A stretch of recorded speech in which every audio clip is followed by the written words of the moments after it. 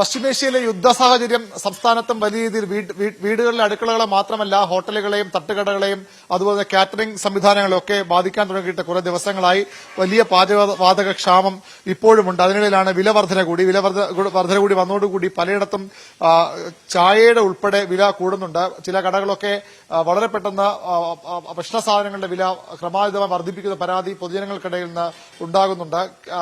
പക്ഷേ മറ്റു വഴികളില്ലാതെയാണ് ചെയ്തതെന്നാണ് പ്രധാനമായും കടക്കാർ പറയുന്നത്.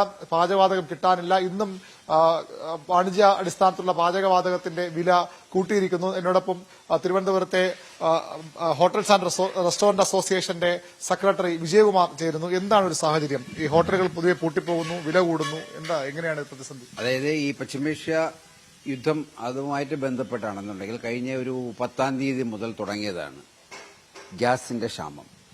ആക്ച്വലി നമ്മൾ കേന്ദ്ര ഗവൺമെന്റ് പറഞ്ഞിരിക്കുന്നതെന്ന് പറഞ്ഞാൽ 70 ദിവസത്തേക്കുള്ള ആരും പേടിക്കേണ്ട എന്നുള്ള. പക്ഷേ 10-ാം തീയതി മുതൽ ഇന്ന് 1-ാം തീയതിയായി ഇതുവരെ നമുക്ക്, അതായത് ഈ ഹോട്ടൽ മേഖലയിലും അതുപോലെ തന്നെ കാറ്ററിംഗ് മേഖലയിലും ഗ്യാസ് കിട്ടാതായിട്ട് അതൊരു വലിയൊരു ദുരന്തം തന്നെയാണ്. കാരണം ഇതിനെ ചുറ്റിപ്പറ്റി നിൽക്കുന്ന ഏകദേശം കേരളത്തിലുടനീളം ഏകദേശം ഒരു 50,000-ഓളം ഹോട്ടലും 50,000-60,000 അതിന്റെ ഏകദേശം പകുതിയിൽ കൂടുതൽ ഹോട്ടലുകൾ പൂട്ടിയിട്ടുണ്ട്.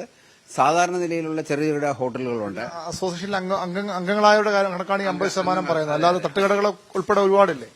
അതെ, തട്ടുകടകൾ ആക്ച്വലി നമ്മളുമായിട്ട് യാതൊരു കണക്ഷനും ഇല്ലാത്തൊരു ബന്ധമാണ്. നമ്മുടെ സാധാരണ കോർപ്പറേഷൻ രജിസ്ട്രേഷനും അതുപോലെ തന്നെ ഫുഡ് സേഫ്റ്റി ലൈസൻസുമായിട്ടുള്ള രജിസ്ട്രേഷനിലുള്ള കടകളാണ് നമ്മുടെ അസോസിയേഷനിലുള്ളത്. അതുമായിട്ട് ബന്ധപ്പെട്ട് കണക്ക് നോക്കുകയാണെങ്കിൽ ഏകദേശം 50-60% ഇടയ്ക്ക് ഹോട്ടലുകൾ പൂട്ടി.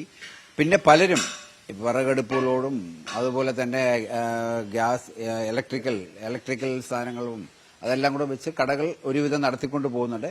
ഇലക്ട്രിസിറ്റി അതുപോലെ തന്നെ നോർമലി നമുക്ക് കിട്ടുന്നതിനേക്കാളും കമേഴ്സ്യൽ ഇലക്ട്രിക്കലിന് വില കൂടുതലായതുകൊണ്ട് ഓട്ടോമാറ്റിക്കായിട്ട്, കാരണം ഈ സിസ്റ്റത്തിൽ വെച്ച് ഇലക്ട്രിക്കൽ സിസ്റ്റത്തിൽ വെച്ച് ചായയും മറ്റു കാര്യങ്ങളും ഉണ്ടാക്കുമ്പോൾ സാധാരണ നിലയിൽ ഒരു വില കൂടാനുള്ള സാധ്യതയുണ്ട്.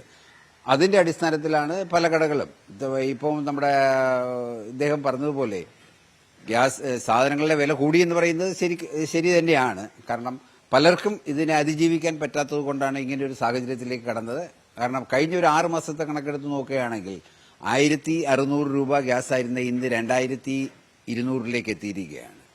ആ ഒരു സാഹചര്യത്തിൽ ഗ്യാസ് മാത്രമല്ല അത് പിന്നെ പ്ലാസ്റ്റിക് ഉൽപ്പന്നങ്ങളും അതുപോലെ തന്നെ എല്ലാ ഓയിലും പെട്രോളിന്റെ വില കൂടുമെന്ന് പറയുന്നുണ്ടെങ്കിലും തന്നെ നമ്മുടെ ഓയിൽ മേഖലയിൽ നമുക്ക് കിട്ടുന്ന പാം ഓയിൽ അതുപോലെ തന്നെ പിന്നെ കുക്കിംഗ് എണ്ണകൾ ഇതെല്ലാത്തിനും ഏകദേശം ഒരു 20-25% എണ്ണ വില കൂടിയിരിക്കും. ആ സാഹചര്യത്തിൽ എന്തായിരുന്നാലും പിന്നെ ഹോട്ടലുകാർക്ക് വില കൂട്ടാതിരിക്കാനുള്ള സാധ്യത കുറവാണ്.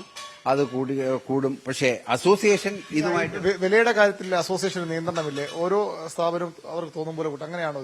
അങ്ങനെയല്ല, അസോസിയേഷൻ വില നിയന്ത്രണത്തില്ല. കാരണം ഓരോരുത്തരും അവർ ചെയ്യുന്ന സർവീസിനനുസരിച്ചാണ് ശരിക്കും വില കൂട്ടുന്നത്.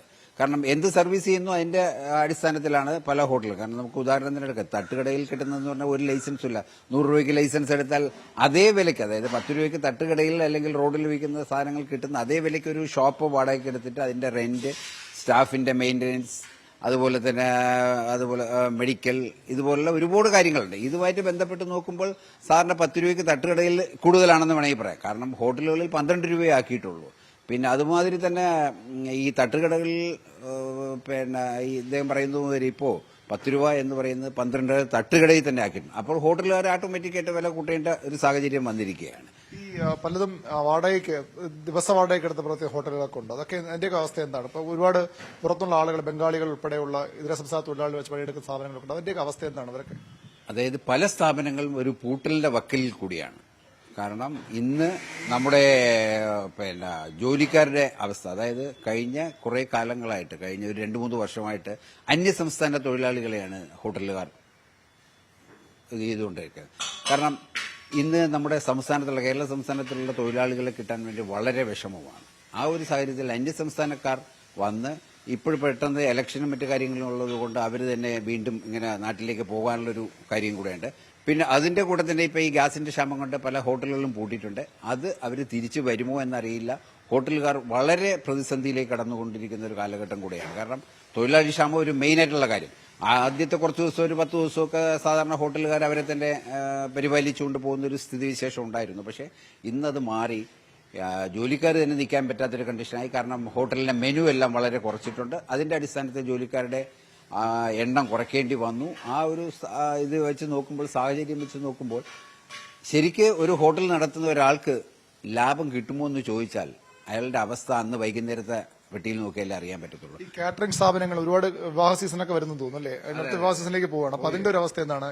ഓർഡർ എടുക്കാൻ കഴിയുന്നുണ്ടോ? അല്ലെങ്കിൽ ഓർഡർ എടുക്കാൻ വേണ്ടി കഴിയുന്നില്ല. നമ്മളൊരു 3 ദിവസത്തിന് മുമ്പേ ഉള്ള ഒരു ഓർഡർ മാത്രമേ എടുക്കാൻ ഇപ്പോൾ സാധിക്കും. കാരണം ഗ്യാസ് കിട്ടുമോ ഇല്ലേ എന്നുള്ളൊരു ആശങ്കയിലാണ് കാറ്ററിംഗ് സ്ഥാപനങ്ങൾ, പല കാറ്ററിംഗ് സ്ഥാപനങ്ങൾ. അതുകൊണ്ട് പല സ്ഥലത്തും പല കാറ്ററിംഗ് സ്ഥാപനങ്ങളും പിന്നെ ഓർഡർ ഇതുവരെ എടുക്കാനുള്ള സാഹചര്യം ഉണ്ടായിട്ടില്ല.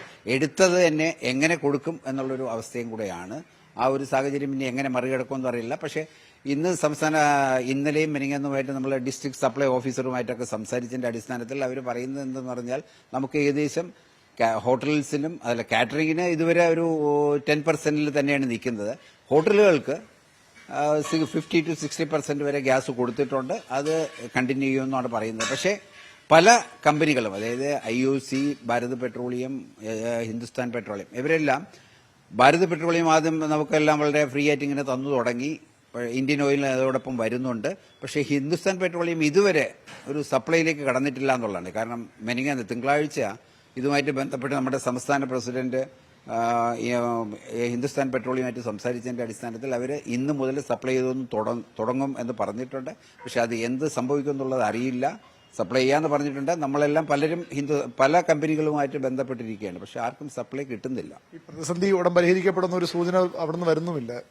ഒന്നുമില്ല. കാരണം അത് ഈ യുദ്ധം നടക്കുകയാണെന്നുണ്ടെങ്കിൽ പിന്നെ നമുക്ക് എല്ലാവർക്കും, സാധാരണ ആൾക്കാർക്ക് മനസ്സിലാവുന്ന കുറെ കാര്യങ്ങളാണ്. ഇതിനെ ഒരു പ്രതിസന്ധി ഇങ്ങനെ നേരിട്ടുകൊണ്ടേ ഇരിക്കേണ്ടി വരും. പക്ഷെ ഇനി കാറ്ററിംഗ് സ്ഥാപനങ്ങൾ എന്ത് സംഭവിക്കും എന്നുള്ളത് അറിയാൻ പറ്റാത്തൊരു കണ്ടീഷനും കൂടെയാണ്. കാരണം വിവാഹ സീസൺ വരുന്നു. കാരണം ഇനി ഏപ്രിൽ 14 കഴിഞ്ഞാൽ, അത് മാത്രമല്ല ഇനിയിപ്പം ഈ നാളെ പെസഹ വേഴ, ദുഃഖ വെള്ളിയാഴ്ച, അത് കഴിഞ്ഞ് ഈസ്റ്റർ, അതുമായിട്ട് ബന്ധപ്പെട്ട വിഷു വരുന്നുണ്ട്. ഈ സമയങ്ങളിലൊന്നും, അത് കഴിഞ്ഞ റംസാൻ സമയത്ത് പോലും നമുക്ക് പിന്നെ ഗ്യാസ് കിട്ടാത്തൊരവസ്ഥയിൽ കാറ്ററിംഗ് മേഖല വളരെ പ്രതിസന്ധിയിലായിരുന്നു. അതുപോലെ തന്നെ ഇതിപ്പോൾ കണ്ടിന്യൂ ചെയ്തുകൊണ്ടിരിക്കുകയാണ്. ഇനിയിപ്പോൾ എന്ത് സംഭവിക്കും എന്നുള്ളത് നമുക്ക് തന്നെ കണ്ട് അറിയാം എന്നുള്ളതാണ് എൻ്റെ വിശ്വാസം. അതാണ് പശ്ചിമേഷ്യൻ യുദ്ധം വലിയ പ്രതിസന്ധി നമ്മുടെ അടുക്കളകൾ മാത്രമല്ല, വലിയൊരു വ്യവസായ മേഖല, ഒരു ബിസിനസ് രംഗത്തെ കൂടിയാണ് വലിയ രീതിയിൽ ബാധിക്കുന്നത്. ഹോട്ടലുകൾ വില കൂട്ടുന്നു എന്നത് സാധാരണക്കാർക്ക് വലിയ പ്രതിസന്ധിയാണ്. ഹോട്ടലുകാർക്ക് പറയാൻ ന്യായമുണ്ട്. അവർക്ക് മറ്റ് വഴികളില്ല, പാചകവാതം കിട്ടാനില്ല. കിട്ടുന്നതിൽ തന്നെ വീണ്ടും വില കൂടുന്ന സാഹചര്യമുണ്ട്. കാറ്ററിംഗ് യൂണിറ്റുകൾ വർക്കെടുക്കാൻ കഴിയാതെ പൂട്ടിപ്പോകുന്ന അവസ്ഥയുണ്ട്. ഹോട്ടലുകൾ പലതും 50% അടച്ചിട്ട അവസ്ഥയുണ്ട്. തട്ടുകടകൾ പോലും വലിയ പ്രതിസന്ധിയാണ്. ബിപിൻ മുരളിക്കൊപ്പം VV അരുൺ, ന്യൂസ് 18 തിരുവനന്തപുരം. കൂടുതൽ വാർത്തകൾക്ക് news 18 Keralam YouTube channel subscribe ചെയ്യുക.